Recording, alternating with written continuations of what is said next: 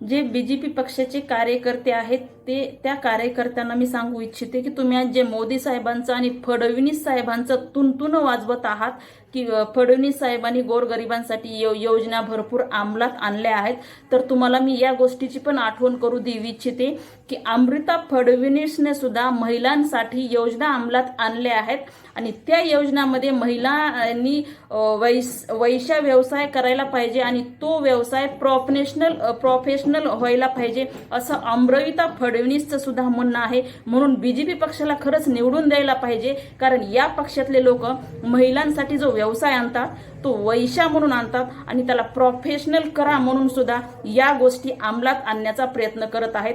तर मग या गोष्टी अंमलात आणायचा आणि व्यवसाय अंमलात आणायचा आहे तर सुरुवात मला वाटते अमृता फडणवीस पासूनच करायला पाहिजे, बीजेपी पक्षाचा आणि त्यांच्या कार्यकर्त्याचा।